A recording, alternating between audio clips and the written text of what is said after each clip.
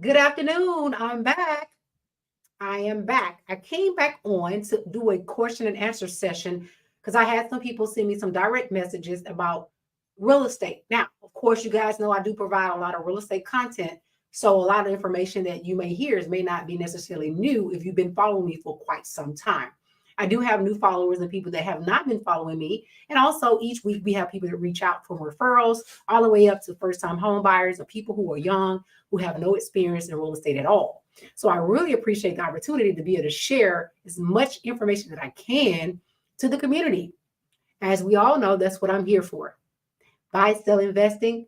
I'm your girl. Now, here's the first question that I have that people have been asking me about regarding the steps to buying a home. Well, typically, you want to basically find out what's going on with your finances. Having knowledge about your finances will set you up for success, meaning that you want to do an assessment of your finances. And then you also need to get pre approved for a mortgage. And then you start searching for homes. Oftentimes, I have people who reach out to me, they've already started the home search without getting pre qualified. There's nothing wrong if you have a stable situation and you kind of know what you're looking for and what price range to start looking online. But once you start driving around communities and actually going to places and you have no idea what you qualify for, it can be costly in gas and time when really at the same time, you really just want to know where you stand. And by knowing where you stand, you have to get pre-qualified. You have to get pre-qualified and you have to get pre-qualified. And I have to say it more than once because people don't want to hear it. The first thing they may feel, well, I don't want anyone pulling my credit. You don't have to have your credit pulled many, many times to find out if you're qualified. If you meet certain requirements, you'll know right offhand. Now, there's nothing wrong with getting a second opinion if you don't like what you've been told, but make it make sense. If you know you have some credit challenges, let's work to get that cleaned up to eliminate any issues that may prevent you from qualifying in the first place. Secondly, your income. Obviously, income plays a major role whether you're renting or buying. The cost of living is rising. So, if you're having a hard time qualifying for a place to rent, you're probably going to have a hard time qualifying for a place to purchase because of the cost of the homes in the area. Unfortunately, a lot of the lower end properties won't qualify for FHA oftentimes because it may be a fix and flip. Also, there may be a situation where it may need a lot of repairs. Sometimes the sellers are skeptical about using FHA because FHA has strict guidelines and may require them to do more work than they want to put out. So these are things that you have to consider when you decide to make a purchase when searching for homes. And then once we actually get you pre-qualified and start searching, we then go ahead with submitting an offer. And submitting an offer, once we do submit an offer, meaning that we create a contract that we terms and conditions of what you are interested in doing as far as it relates to the property of your choice. Keep in mind, when you do that, it doesn't mean you have an acceptable contract. The seller has to sign off on it. Once they sign off on it and come to an agreement of terms, then therefore you will be under contract when all parties come to an agreement. Once we go into contract, then after that, you get your home inspection. Once you get your home inspection, then your loan that you have will go into securing the finance part. Although you've been pre-qualified and pre-approved, now the bank goes into underwriting stage. At that point, that's when everything is being processed. Your personal documents that you supplied to the lender, proof of income, bank statements, check stubs, as well as your W-2s and tax return. All those things. If you have anything on your credit they have a question mark about, during that time, they may start asking you for more information about those concerns. So during that time, your loan is being processed as well as the appraisal is going to be ordered. Once that appraisal is ordered, then that will determine the value of the property. And that will let us know if we need to make any adjustments to the contract, whether the contract should be adjusted to a lower amount because the appraisal came back, or we should leave it as it was. So basically, most cases, we're not going to go higher once we're in a contract. Only way we would be doing that is there's some need for help with closing costs that was not established early on, where you may need an extra $2,000 or $3,000. If the equity is there, oftentimes we can increase the contract to allow for you to cover some of the additional expense so you will bring less to the closing table. Now, after that's done, we're going to be closing the deal.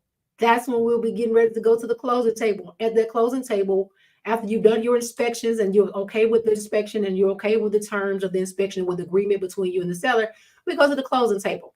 Once we close on that home, the seller has no legal responsibility to the property. Generally, if the person lived in a home, they will have a disclosure. Oftentimes, they can choose to not disclose, but we all know if there's something major of concern, those things should be brought up before closing. This is why I do recommend all my buyers get a home inspection.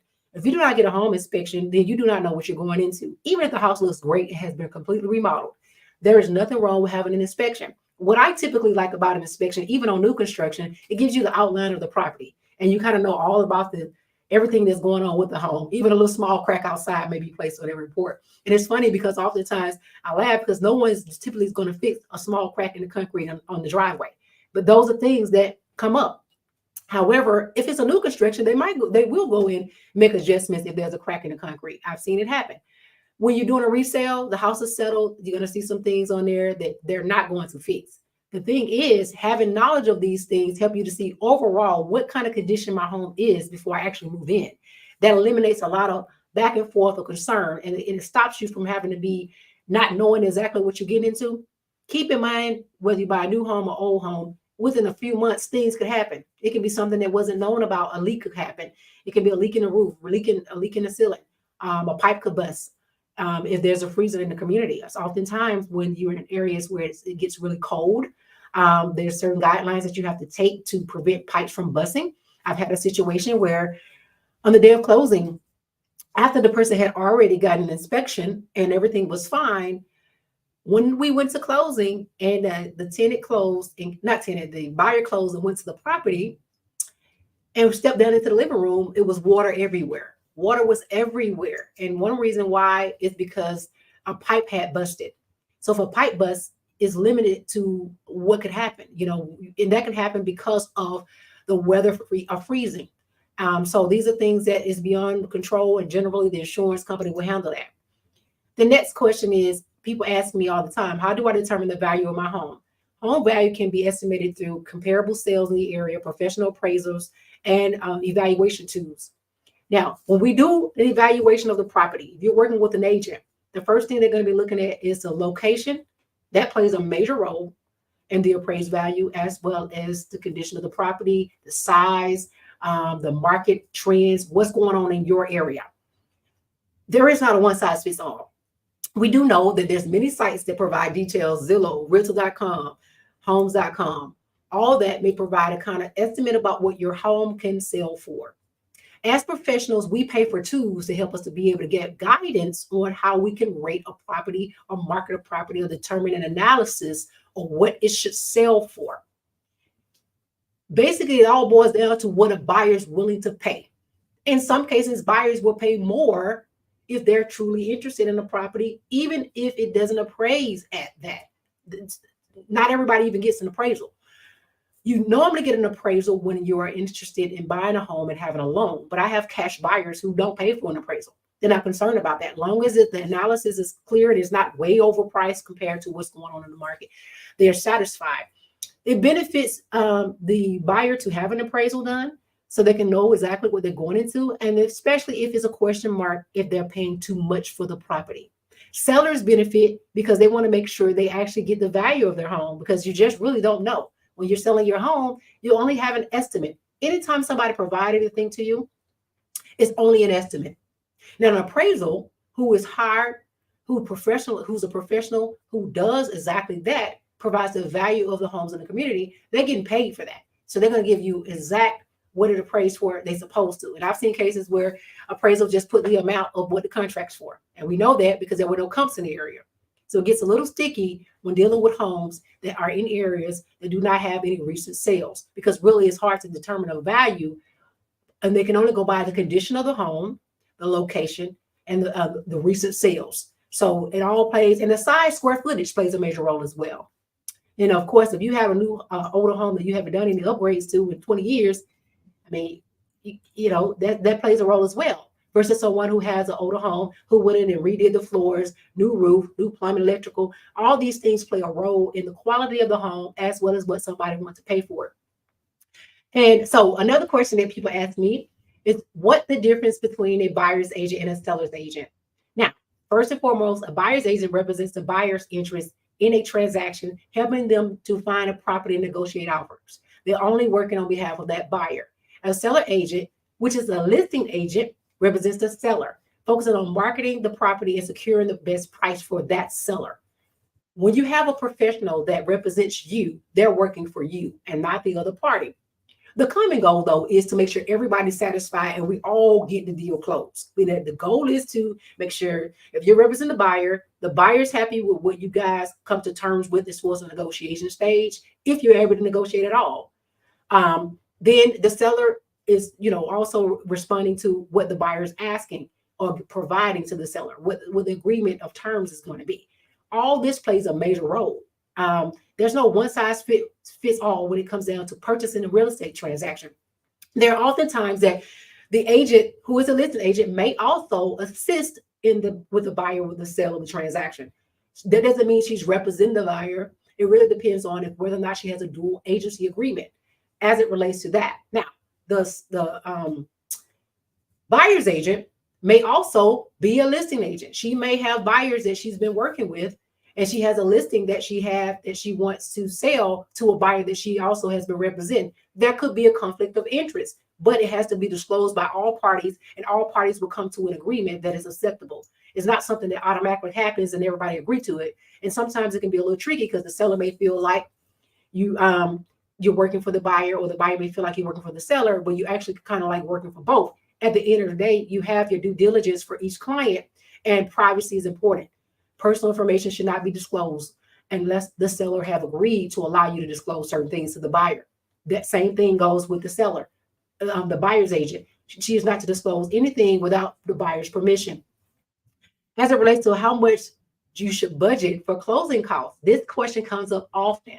How much you should budget for closing costs typically range from 2 to 5%.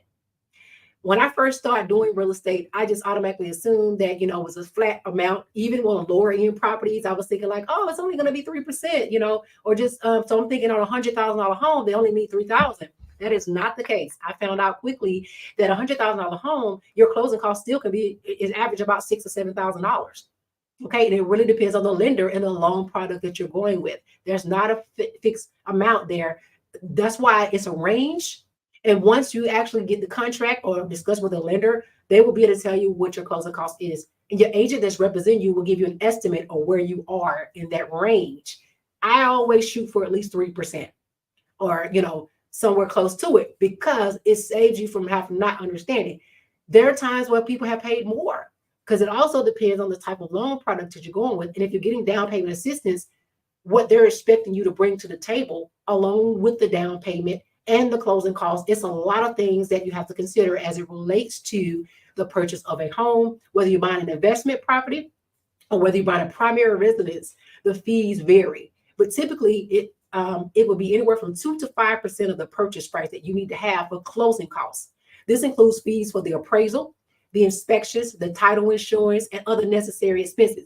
Now, keep in mind, most loans, you pay for that appraisal up front. That's not something that's billed to you on the back end on most of the loans. Now, there are some cases where VA may allow for that to be paid at closing or some other loan products, but most cases you pay for the inspection up front.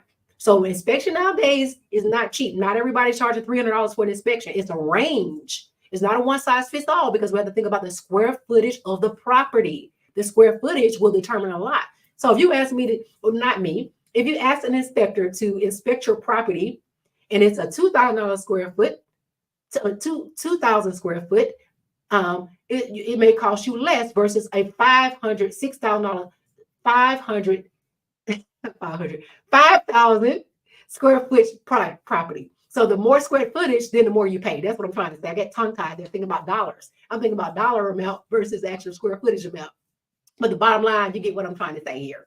The square footage makes a difference in what you will pay as it relates to your cost for the inspection. Even an appraisal. When you're doing commercial property versus residential property, the fees change as it relates to your appraisal amount. So those fees are upfront costs. They're not something you bring at the end, which means therefore you can lose money if you don't close on the property either way. So those are also factored in the overall cost to purchase a home. Although it's not paid in the end, it's still a cost for you that you need to be prepared for. I've had buyers that came to the table with little or nothing, but that's not to everyone. It also depends on the loan product that you're going with and if you're getting any down payment assistance, if the seller's paying any contribution, if the lender's giving you any credit. All that plays a major role in what you will be bringing to the table. That's why it plays a good, the one thing is important is your credit. Having better credit scores allows for you to get better loan products that's available to you. Now, the last question that someone also asked me, what are the advantages of investing in real estate? So advantages include potential appreciation, rental income, tax benefits.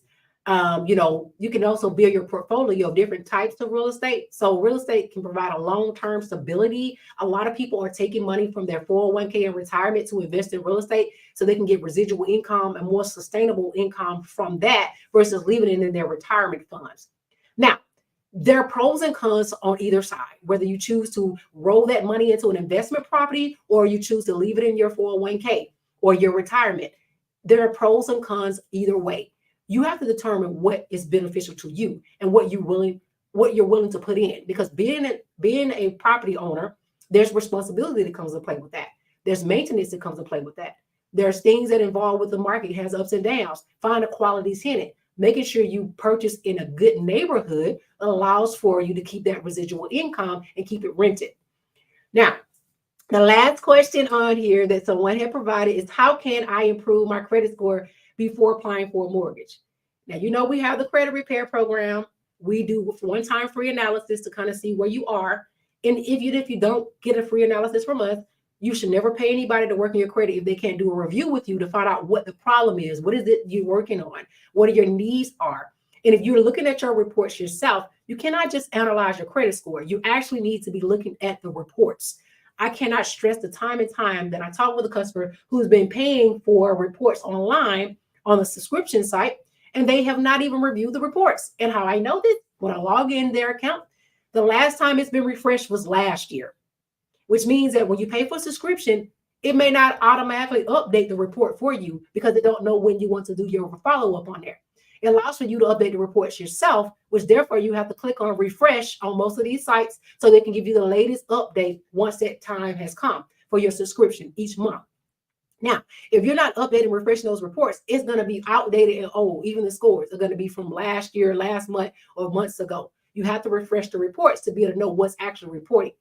And one thing is sure, you need to be able to find out what's going on with your credit scores. The scores are going to determine what direction you're going to go, whether you're buying a car or a home, or whether you're renting. Your credit score will determine what direction you're going to be to go and what succession you're going to have in the end. So understanding that will give you so much better life experience when it comes down to being prepared for your future. I cannot stress the importance of keeping your debts low, paying your stuff down, having a strategy, especially if you have low income and you're trying to become a homeowner.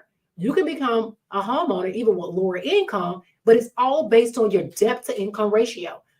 Having less debt in your name allows for you to be able to qualify for property even when you have a lower income. The key is to try to eliminate buying new cars. We all know that people want to get the latest and greatest. If you do have a reliable transportation, you want to buy a home, the goal would be not to go purchase that car. You can purchase a car the next day after you buy the home. But the most important thing is making sure you have less debt on your credit, which allows for you, therefore, to qualify for more, especially if you make lower income, because your income will be counted. Your student loan debt will be counted. Credit card bills, car loans, personal loans, negative debt, as well as positive debt will be counted. Whether you're paying it every month or not, it's still debt that's going to be counted against your income to determine what you can afford each month. So making your payments on time is important. We all know that making your payments on time will help you improve your credit, but keeping the balances low helps it even more. Getting loans does not have as much of an impact as how you use your credit cards. Credit cards really show how you spend money. Loans are pretty much a set amount every month, and it takes a while for the loan to even reflect, to show a good history to really help your scores build. So my customers who only have mostly loans, the scores is not as high, even though they might be paying them on time, because of the time it takes to pay that loan back. Credit cards, you can have a low score, pay that credit card down, and then the next month your score rise up. Or you can have a high score, start using the credit card, and then the scores will drop based on the usage. Your usage on those cards will determine what your score outcome would be. It may not even update right away. but it is something that impacts you overall. So that's something to think about. Paying down your credit cards, keeping your balances low before applying for any new loans. I can't stress the importance of when you're going to look for a car, have in mind what you really want to do. Do not go look for a car and you know your scores are very low. They're going to run you through so many systems and then your score is going to drop. Have a strategy. If you know that next 6 months you're looking to purchase a car, figure out what your scores are now, get cleaned up, get where you need to be so that when you try to apply for something, it's not going to hurt you as bad. Because if you try to do anything before then, you're going to run into a problem. You're going to run into a problem. And this is the reason why I stress the importance of making sure you understand how credit works. There's too many tools and resources online now for you not to know. Each one teach one. If you don't want to talk to someone that's a professional, you can do research on your own. It's so much information out there. I cannot stress, because before I got to where I am in life, it's not like someone told me all this stuff. I did research. And once I see the power of having good credit, it allowed me to provide the life for myself that I wanted. I'm not going to discredit my husband. He's a good provider. But at the same time, I put forth effort to be where I am today by how I did my life early on, as it relates to credit, as it relates to me keeping a stable job, as it relates to me paying my debts and my bills. That's why I can pretty much purchase what I want, because of my history. Your history plays a role in who you are as a person. Maintaining good history allows you to be able to qualify for things without a hassle. The goal is to be able to qualify for things without a hassle and with less stress, because of the good things that you provided for yourself by being stable, by making sure your income is up.